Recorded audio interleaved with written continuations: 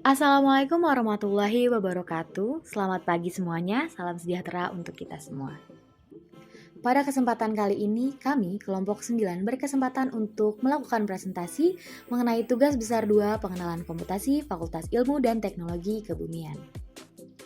Adapun materi yang akan kami bawakan pada kesempatan kali ini adalah analisis dan visualisasi data. Izinkan saya untuk memperkenalkan diri, saya Sujulandari NIM 1632237. Presentasi kali ini saya tidak sendirian karena akan ditemani oleh teman-teman saya yaitu Mestal Azhara NIM 1632237, kemudian Siti Hairunisa NIM 1632237, Adi Septian NIM 1632282 dan yang terakhir ada Reinhard Rizkullah dengan NIM 1632284. Sebelum lanjut ke materinya, saya akan menjelaskan atau menyebutkan daftar isi yang akan kami bawakan dulu. Yang pertama, kami akan menjelaskan mengenai apa itu analisis dan juga visualisasi data, kemudian deskripsi data dan file, dan yang terakhir ada visualisasi data itu sendiri.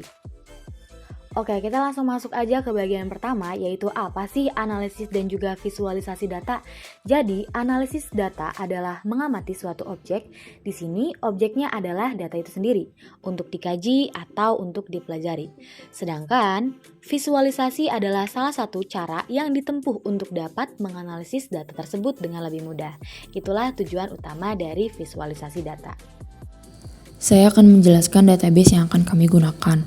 Pertama, data NetCDV dengan variabel kecepatan arus horizontal, elevasi, temperatur, dan salinity untuk 30 hari dari permukaan hingga kedalaman 130 meter. Sumber data yang diberikan di MS Team. Format data NC ukuran 195 MB. Untuk yang kedua, data presipitasi air laut di dunia. Sumbernya www.unidata.ucar.edu software NetCDV exam as file HTML. Format data NC ukuran 2,6 MB. Yang ketiga, data kenaikan permukaan laut di dunia 1993 sampai 2021. Sumbernya www.kaggle.com, kode Doxian Global Sea Level IDA Notebook. Format datanya .csv ukuran 60 KB.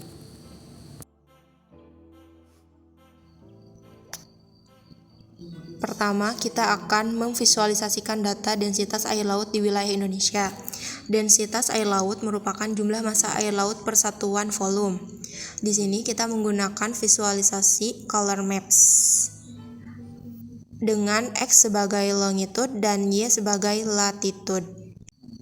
Warna pada visualisasi color maps tersebut menunjukkan tingkat kepekatan atau tingkat densitas air laut itu sendiri. Semakin gelap warna, berarti semakin tinggi densitas air lautnya.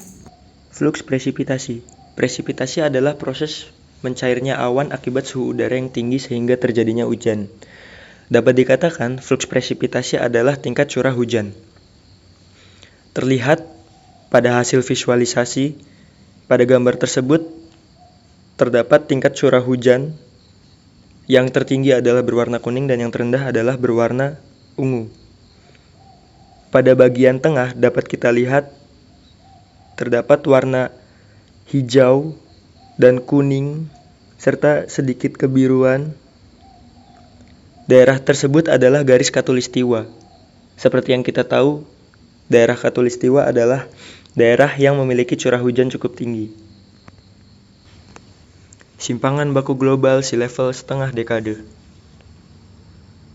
Sea level adalah tinggi permukaan air laut dan simpangan baku global sea level adalah simpangan baku terhadap ketinggian air laut di muka bumi ini selama dalam kurun waktu setengah dekade.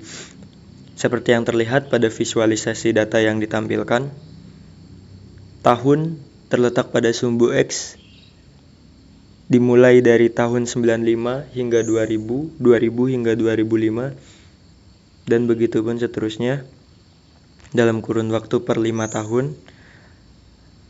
Dan pada sumbu Y terdapat sea level dengan satuan cm, yang di sini sea level menyatakan simpangan baku terhadap ketinggian permukaan air laut. Seperti yang kita ketahui, di muka bumi ini 2/3-nya ditutupi oleh air laut. Dengan jumlah air laut yang sebanyak itu, simpangan yang terjadi pada ketinggian permukaannya tidaklah begitu besar, yakni hanya sekitar 80 cm hingga 120 cm seperti yang tertampak pada hasil visualisasi. Seperti yang tertampak pada hasil visualisasi data yang dihasilkan. Terima kasih atas perhatiannya, kurang lebihnya kami mohon maaf. Wabillahi taufiq wal hidayah. Wassalamualaikum warahmatullahi wabarakatuh.